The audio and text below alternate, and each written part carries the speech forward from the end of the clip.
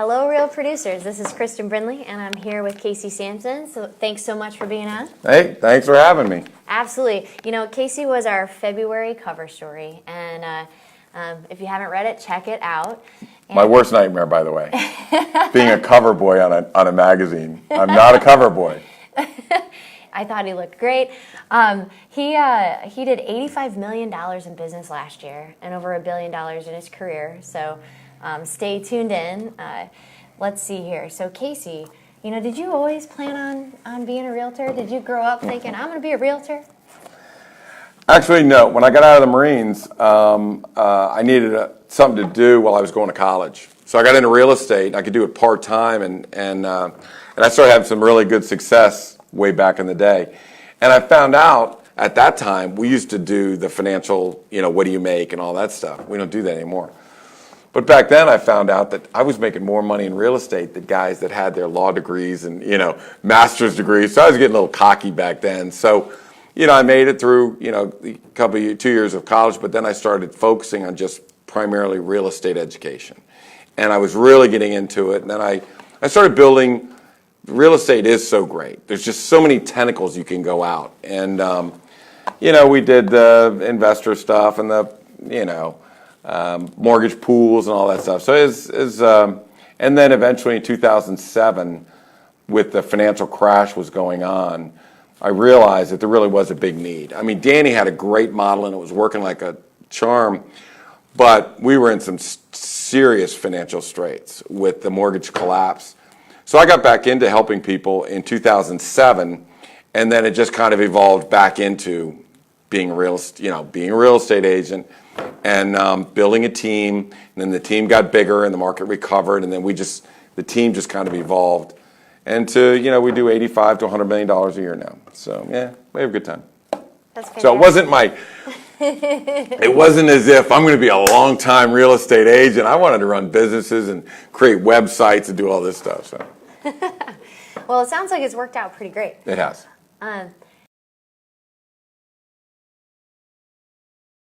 You know, could you give us like a couple of tips on staffing? And when you talk about your team, you kind of light up and... Yeah, as a football coach, I think I said it in the article, as a football coach, you know that if you get really good players, they make coaches look really smart. And if you got really bad players, they make coaches look really, really dumb. So I really focused on getting smart players that make me look smart. So Julie Hart is the longest tenured person at Samson Properties. And I was lucky enough to get her as my assistant. And then I got her full-time as my assistant, and her and I have kind of grown. She's incredible. Michelle is incredible. She's on our staff now, too, and I have 7 of the greatest agents of all time. So I think what it does is it keeps the old people young, right? So I've got all this experience and knowledge of how to and not do it. And then you have their energy and expertise in social media and today's knowledge. And I'm not sure who's learning more off of who. Whether I'm learning more off my daughters and my nephew and, you know, Pam and Jana and my brother, or they're learning more from me about how this system really works and how you handle people and handle situations. So I hate to say it, but it's really a great combination. It's a lot of fun. A lot of fun. Well, and you light up when you talk about like coaching and helping other people. We talked about like being the tip of the spear and things like that, and that was the sneak peek. So can you tell us a little bit more about, you know, what your philosophy is about being the tip of the spear and your marketing? Well, every day you're trying to get better and better, and kind of the way coaching works, the way football and coaching, which is my passion. The way it works is you always take your weakest thing that you're doing. Your team may be really good at this, but not good at that. So you take that weakness and you turn that into your strength. So you're constantly evolving your team in that your weakness now becomes the strength and may expose another weakness. Well, by the end of the season, all your weaknesses are gone and they've all turned into strengths. So in real estate, it's the same thing. I mean, it's just what is really weak and what needs to get better. And so you constantly evolve. So, quick example, this year or last year, I think it was really, really important. My one daughter, Morgan, comes on board, and we really started working on the condition. Okay, she very big on fashion, and she saw me kind of struggling because you go into somebody's house and you see old traditional stuff in there, and you hate to say, you know, that $20,000 curtains, they've got to come down, you know, because that's not what they're looking for. So we kind of really refocused on what the designers and the stagers and the associations were saying, that everybody lives in a traditional house, and what today's buyers are looking for is a transitional look. So how do you take a traditional home and make it a transitional home? And I got to tell you, it's like blew my mind that. Then we really started looking at it, and I can walk into a house right now and say, I can just show you 25 things that date your house. And you know, when people are looking online to the marketing, they're eliminating houses like it's eating popcorn. They're just going, nope, nope, nope. You need to freeze them in their tracks. So I think last year we started really focusing on not necessarily having a stager come in, because 1 out of 10 houses need a stager, but 9 out of 10 houses just need to remove the traditional stuff, bring in some transitional pieces, which are just $150 carpets and things like that. And it's been amazing. It's been a whole, you know, it's like old dogs can't learn new tricks. Yeah, you can. So we started really, to be honest with you, we started going into cosmetic repairs in a house. So let's say you have a house. I had a client, they had a house for $1.385, clearly one worth that, and they wanted $1.45. And the house was built in 2002. And I said, well, if you want to sell it, then the house has to look like a 2010 house. Take out all of the gold and brass hardware. Take out all the gold and brass fixtures. Take out these old lighting things. Take out the old plumbing things. So for $10,000, they put cosmetic stuff in their house, and it did not look like a 2002 house anymore. It looked like a 210, and we got 1.45. And we got it in the first weekend. So we sold a $1.385 house for $1.45 because we put $10,000 into it. Now we've done that over and over and over and over again, and it's focusing on cosmetic repairs, not capital improvements, but cosmetic repairs, and that's kind of been we've always done a little bit of it, but this year it was really an epiphany. I mean, some incredible things.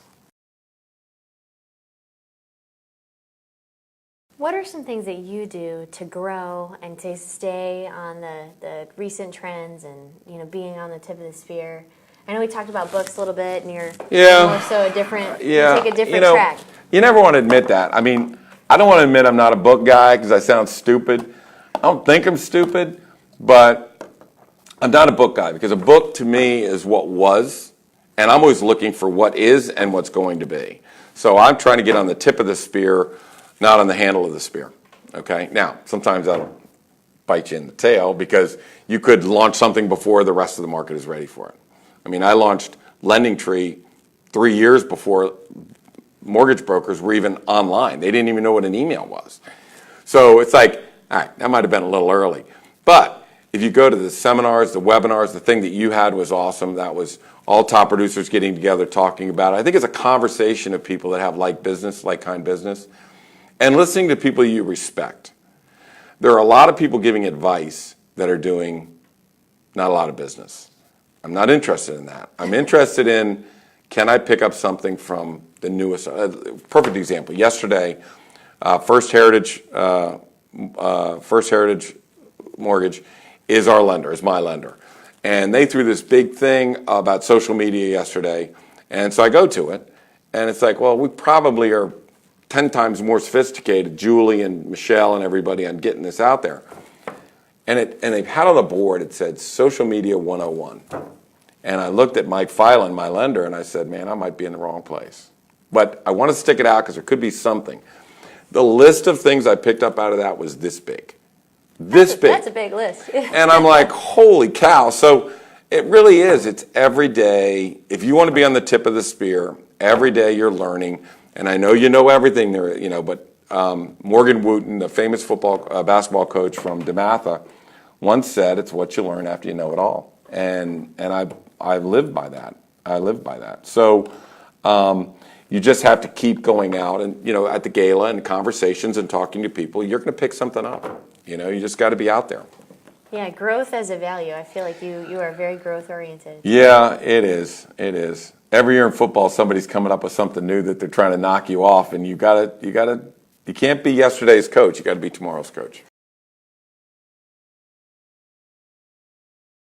Now you guys have a great record too. Can you tell them about that? Oh, football? Yeah. Yeah, I'm not gonna brag about that. We do well. We've done very well. We've won a ton of. My wife will not let me bring a trophy in that house. So you talk about family. It's like, well, we'll put Carol in the bag. You're not gonna put Carol in the magazine. She's like the CEO of our house. She runs it. I may be a big guy, doing $80 to $100 million, and they're like, oh, listen to Casey. When I get home, if I don't put my dish in the dishwasher, I'm going to get a hard time.